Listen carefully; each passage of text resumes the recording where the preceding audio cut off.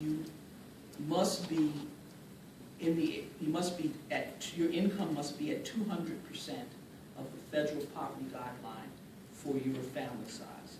Once you get in, you can stay in, and your income can raise to 235% of the federal poverty guideline. Child care, because child care is a big chunk. I mean, if you have an infant, child care can be easily $250 a week.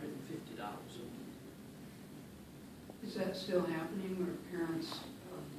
Not as much now. Once they raise the level of, you can stay into the program up until 235% of the federal. That eased up off of that, because then that allowed people's income to grow without them maxing out and becoming ineligible. But if you have 3 or 4 kids and you're paying, and you have to, I'll give you an example. I have a staff person who is not on any subsidy, who both her and her husband worked, and combined they probably made, I want to say $80,000. She had 2 preschool children, and it was cheaper for her to resign her job than to pay for child care. Just child care was like $1,200 a month. It was more than a mortgage. The most in recent years is always a waiting list. For instance, my waiting list at the beginning of the fiscal year was back to December of 2012. So my waiting list is always about 6 months. The problem is that the need exceeds the resources. And a lot of that has been because of changes in policies. In order for any social program like ours to stay viable and keep moving, it really depends on people moving out of the system. It really does. It depends on people moving out of the system, and it depends on attrition. So if there's no new money coming in, and no one is attriting out, then nobody can get in. And so that's pretty much what's happening now, is that we're pretty much operating on attrition, because there's been, this year, the governor did get another $7 million from the legislator than he asked for to put towards child care and early childhood learning. That translated for me about $1.2 million. So that allowed me to move 250 children off of the waiting list that otherwise would have still been sitting there. But those years are rare, and in between when there's actually new dollars that are being pumped into the system. Can you give us any idea of how many people in your area are on the waiting list? I'm currently in May of 2013. So we've, as you know, since July, we've actually cleared a lot of people off. I probably have a couple of hundred,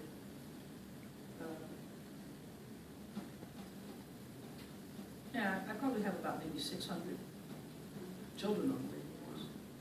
And how do parents handle that? Do they just stay home to take care of their kids, or do they use relatives? What happens during that waiting period? I think what people do is they pay what they can pay. You know, they have to make choices. You know, they have to go to work. So some people are really struggling to pay the child care. Maybe there's some other things that they're not doing. You know, people are in debt. You know, everybody. You know, most people are not making, even if they're making, if they've got a good professional job, they're really not making a lot of money to pay for all of that. You know, child care, mortgage, car loan, you know, electric, utilities, those type of things. And so they pay until, you know, subsidy calls. And then some parents, the day the letter goes out, the next day, you know, they're there, ready to take advantage of the subsidy. It's a struggle for child care. And I don't know if there ever be enough public money to fund child care subsidy. With the waiting list, is it just strictly whoever applies first, they get in first, or is there any need-based? Yeah, it's all, every application that comes into our office is date and time stamped. So you could have 20 people that apply in one day, and depending on what day their application crossed our desk, that's how they get ranked on the waiting list. So you can see a lot of people with the same waiting list date, but they all came in. So somebody came in at 9 o'clock in the morning, somebody came in at 12 o'clock in the afternoon, and 3 o'clock in the afternoon, and 3 o'clock in the afternoon person is down here, 9 o'clock person is up here. So when you start authorizing, the 9 o'clock person goes first. Less, a little less, and school age sometimes a little less too, depending on, it depends on the provider. Providers have, those that run facilities have a lot of overhead. They have buildings, they have rent, they have staff, they have, you know, those kinds of things, so they try to come up with a rate. But also they have to be realistic in terms of the neighborhood that they're in. For instance, my old place, the Lighthouse, was in Kensington in North Philadelphia. We didn't have any private pay clients whatsoever. If we decided we wanted to charge, you know, $20 a day, private pay, we wouldn't have any takers. So providers have to always juggle that reality. It's like, yeah, I could make my published rate $45 a day, but who's gonna pay for it? So that's an incentive for them to participate in the subsidy program? Yes. What about childcares that are already established and people want to go there? Pretty much, when I first started out in this business, it was your regular neighborhood child care center. Now we have the biggies. We have Goddard School. We have Children of America. We have national daycare facilities that are actually participating in the subsidy program. Why? Because it's guaranteed money. You can say that It's loud. guaranteed money. Okay.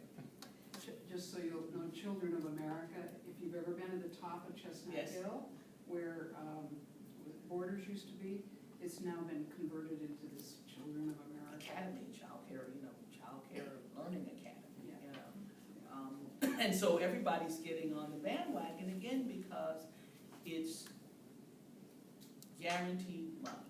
And then when you're in business, you need to be able to plan on what your income is going to be able to manage your business. If you're just getting fees directly from parents, you know, parents are paid 1 week and not paid the next week, and you know, that kind of thing.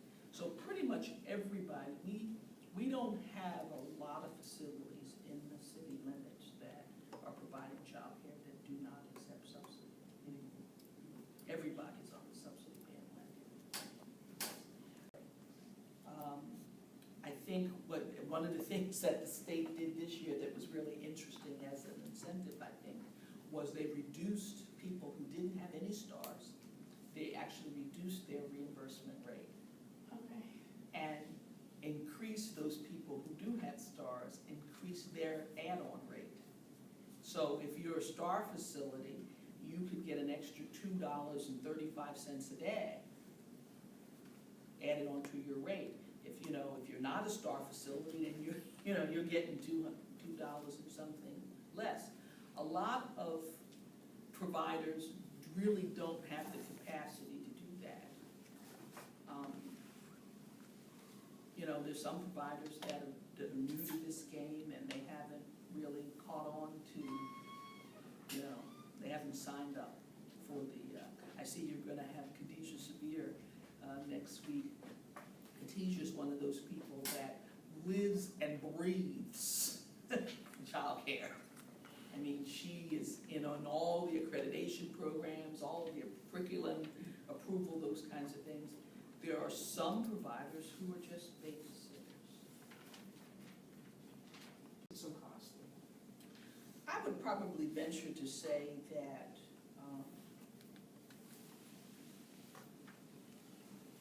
childcare is a business like any other business. So you're in business to make money. make a profit. And that's why you're in business. Some people are in it for the love of it, and all they want to do is break even and cover their costs. But most people are in it to make a profit, and so they set their rates.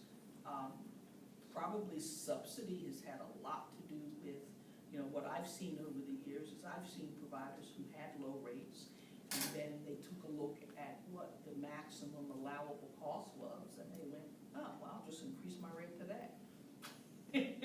So subsidy has played a part too, I think, in driving up the rates for private pay clients, I think, because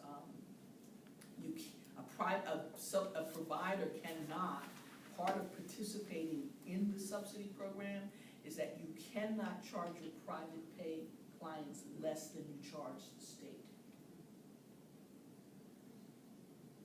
And so everything else, if we catch you, charging a private pay person, then what we do is we take our subsidy rate and we lower it down. So if you're charging us $15 a day for a child, but the private pay person that walks in and goes, and you say, okay, I'll give it to you for 10, and then we come in and audit your records, we're going to lower your subsidy rate to $10. So, I don't have any scientific, version of it, but I would venture to see what that's happening. Running a daycare, when I was at the Lighthouse, we ran what we called a family school. We had 12 preschool classrooms, and it's expensive. You have to pay salaries and wages and food and insurance and those providers that provide transportation. I mean, it's costly to run a child care facility. Most of these people are renting. Renting facilities. Very few facilities own their own buildings, so they're renting. And so you've got, the landlord over here goes, oh, you have daycare and you're participating in the subsidy program, so instead of charging you $20 a square foot, I'm going to charge you $22 a square foot. There are people that I've worked with over the last 35 years that hate when I say this, but a lot of the programs and a lot of the people that participate in them are what I call poverty pimps. You know what a pimp is. And so you have people who feed off of poor people. So anywhere that you see poverty programs, and this goes back to the old days in the 60s, I'm telling my age now, you had people who ran into those programs, and because it was government money, they just, they just fed off of them. Poverty is a business. It really is. And our clients remind us of that every day. They remind us, they go, yeah, if it wasn't for me, you wouldn't have a job. And they're right.